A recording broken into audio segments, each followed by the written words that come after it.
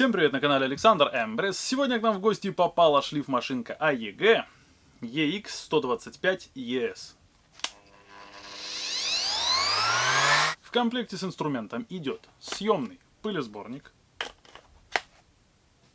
две 80-очки и фирмовая сумка. Значит, с комплектом разобрались, поэтому переходим непосредственно к самому инструменту. Шлифмашинка оснащена кнопкой включения с фиксацией,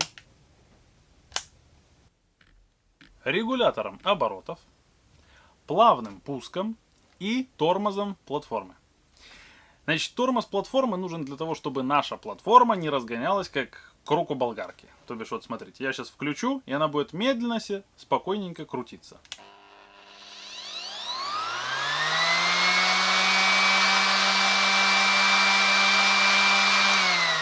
Мощность инструмента 300 Вт. Обороты регулируются в диапазоне от 7 до 12 тысяч.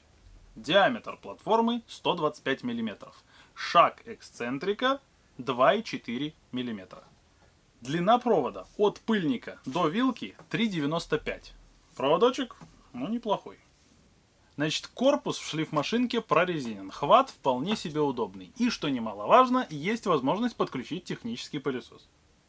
Перед тем, как продолжить, хочу порекомендовать вам один из самых лучших каналов на тему деревообработки. Называется Hardwood. На этом канале вы увидите кучу столярных мастер-классов, обзоры на крутющий инструмент типа Вирутекса, Мафилов, Истула и тому подобного. Помимо этого вы увидите изготовление самодельных приспособ и, что немаловажно, что мне очень нравится, вы увидите резьбу по кости и многое другое. Поэтому, ребят, ссылка в описании. Переходим, зацениваем и передаем привет. Вес шлифмашинки без учета провода 1 кг 616 грамм. С учетом провода 1 кг 894 грамма. Вес пылесборника 68 грамм. Устраивать проверку балансировки на таком инструменте особо смысла я не вижу. Могу лишь сказать, что при работе инструментом в руку вибрация сильно не отдается. То бишь, в принципе, здесь все окей. Ну а теперь, как всегда, до потрохов. Для начала давайте открутим платформу. Открутили и снимаем. Теперь обратите внимание вот на вот эти резиновые столбики. Это тормоз платформы. Если у вас есть такая шлифмашинка, то обязательно пишите, насколько эффективен пылеотвод, когда работаешь с техническим пылесосом, и обязательно пишите, за какое время стирается тормоз платформы. И раз уж за тормоз платформы речь зашла, то чисто в качестве дополнительной информации, оригинальная платформа на AEG идет в комплекте с тормозом. Ну это так, повторюсь к слову. Смотрим дальше.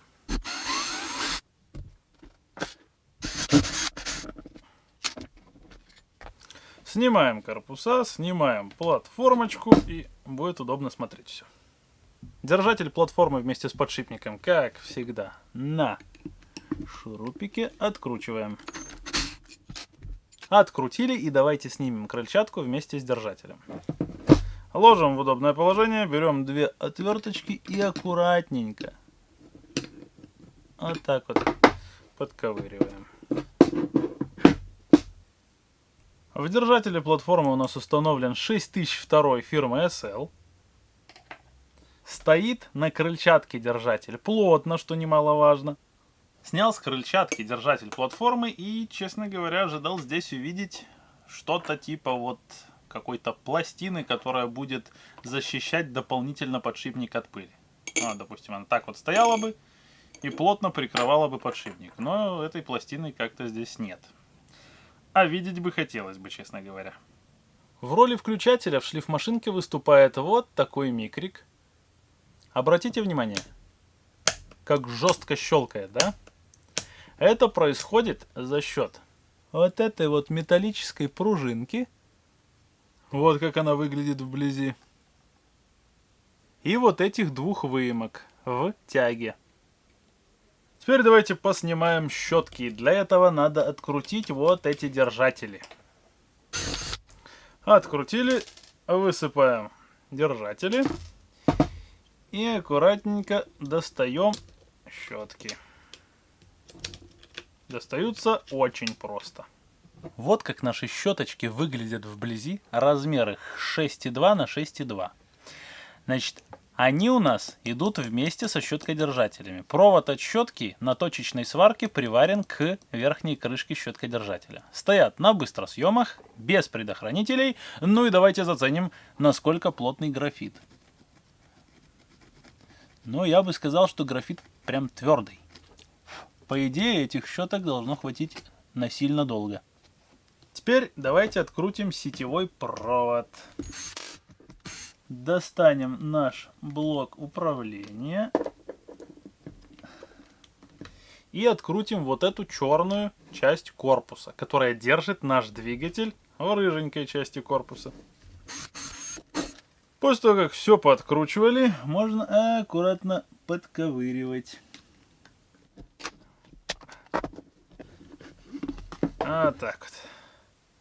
Перед тем, как смотреть на двигатель, давайте взглянем внутрь корпуса. Нижний подшипник якоря стоит в корпусе без резинки. Крыльчатка с корпусом стоят довольно плотно друг к другу, поэтому пыль, я думаю, сильно проходить сюда не будет. Теперь давайте достанем якорек. Вот как наш якорь выглядит вблизи. Сделан аккуратно. Нижняя часть якоря у коллектора залита толстым слоем лака. Есть уплотнение на подшипнике. Ну и, естественно, сверху спецпосадка на крыльчатку. И сверху, и снизу стоит 608 подшипник фирмы ЦВ. Теперь статор. Намотан аккуратненько, прикручен вот этими двумя шурупами к пластиковому нижнему корпусу. Слой лака довольно тонкий. Ну и последняя деталюшка. Регулятор оборотов. Обратите внимание на колесико. Под ним есть какой-то опорный механизм, который фиксирует наше колесо в определенном положении. И от вибрации самопроизвольно регулятор крутиться не будет. Имеется, естественно, подстроечник. Все остальное полностью залито. Ах да, посадочное гнездо верхнего подшипника сделано точно так же, как и нижнее. Абсолютно. Ну вот, в принципе, деталюхи у нас и закончились. Поэтому давайте собирать. Для начала затусуем двигатель внутрь корпуса. Берем якорь, устанавливаем его и вставляем всю эту красотищу в наш корпус. Проверяем, как крутится. После этого можно прикручивать черный корпус к рыжему. Прикрутили, и давайте затусуем все вот эти проводочки по местам и прикрутим сетевой провод. Завели все красивенько и прикрутим сетевой провод.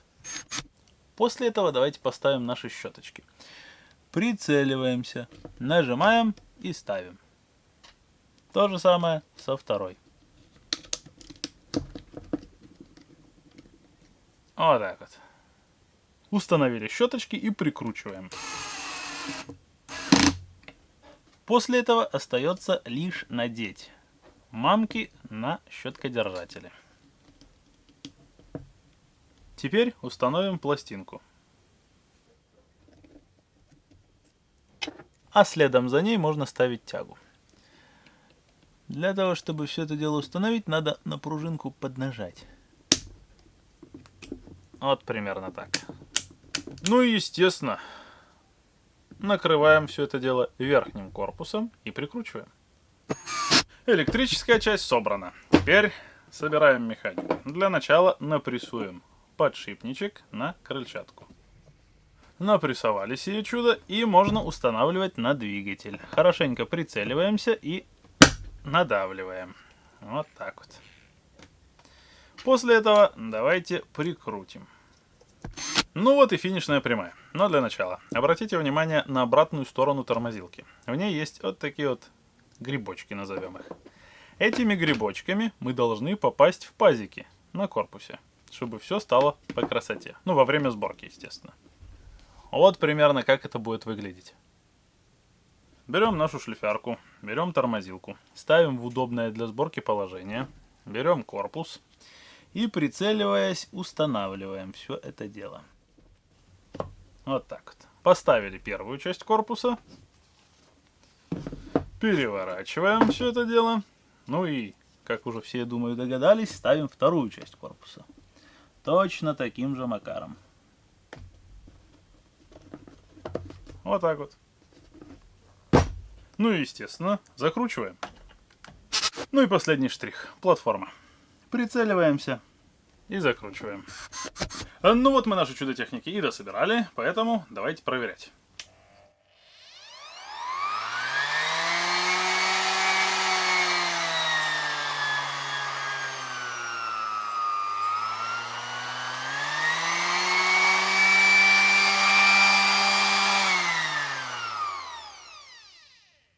Работает. Ну а теперь, что я могу сказать по поводу этого аппарата? Шлифярка мне понравилась, но, как всегда, не без косяков. Значит, начнем с того, что платформа малость люфтит. Я этого на видео не проверял, но тем не менее факт остается фактом. Опять же, когда платформа начинает раскручиваться, у нее появляются вот такие вот малость волнообразные движения. Ну что тоже не совсем гуд. Помимо этого, я бы лично хотел бы чуть-чуть сильнее защитить нижний подшипник от пыли. То есть, часть, которая прилегает к платформе, прилегает довольно плотно, там пыль не пройдет. А вот именно верхняя часть, которая непосредственно под крыльчаткой, туда бы, честно говоря, не помешало бы какое-нибудь уплотнение всунуть. Чтобы подшипник вообще был прям неуязвим для пыли, да? В остальном, в принципе, сплошные плюсы. Длинный мягкий провод. Круто. Обрезиненный корпус удобный. Хорошо. Плавный пуск, регуляция оборотов, кнопка с фиксацией. Прекрасно. Торможение платформы имеется. Подшипники изначально в шлифмашинке стоят хорошего качества. Защищены от пыли более-менее неплохо. Что еще от шлифмашинки, в принципе, требовать, не знаю. На мой взгляд, данная шлифмашинка годится для профессиональной работы по древесине, допустим, по шпатлевке в малярке, ну и так далее. Обязательно пишите конкретно, где вы используете такую шлифмашинку. Если являетесь владельцем, естественно, пишите, что в первую очередь у вас навернулось. Если навернулось, в принципе, конечно. Ну и вообще, пишите, какие плюсы и минусы я пропустил. Ну а я надеюсь, что видео было полезным, поэтому подписывайтесь на мой канал, делитесь этим видео, ну и хватит.